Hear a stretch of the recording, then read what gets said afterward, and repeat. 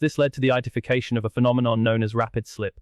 In simple terms, sections of the fault may be releasing and redistributing energy in ways that traditional models did not fully anticipate.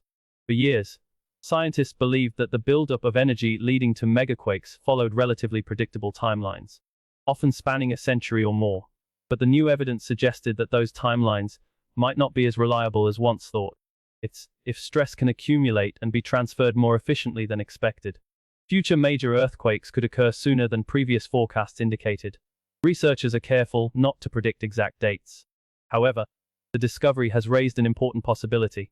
Some of the geological clocks that scientists have relied upon for decades may need to be recalibrated. Among all the potential threats being monitored across the Pacific, few concern scientists more than the Nankai Trough off the southern coast of Japan. This vast subduction zone marks the place where the Philippine Sea Plate slowly dives beneath the Eurasian Plate. For centuries, this boundary has produced some of the most destructive earthquakes in Japanese history. The last major Nankai earthquake occurred in the mid-1940s.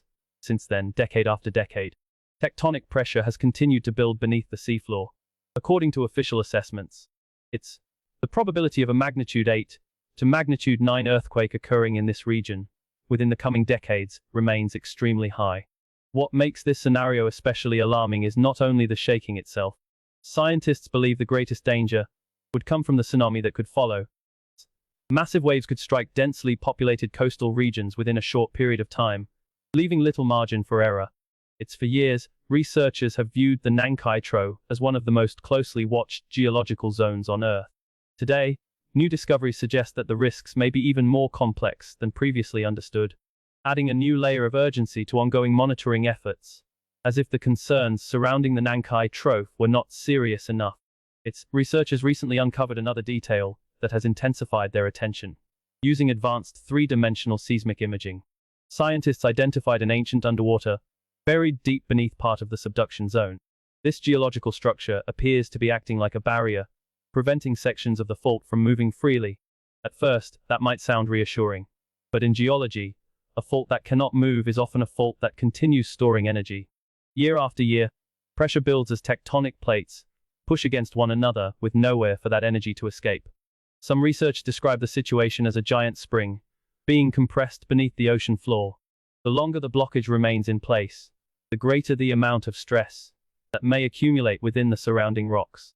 What makes this discovery particularly significant is that parts of this segment may have remained locked for more than a century.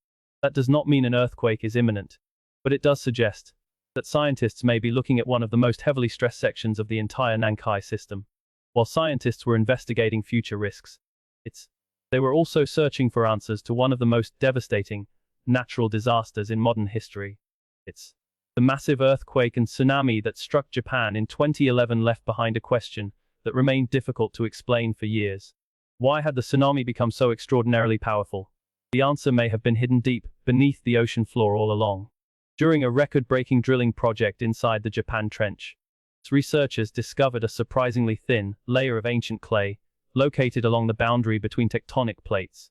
Formed over millions of years from microscopic particles settling on the seafloor, the material possessed an unusual property.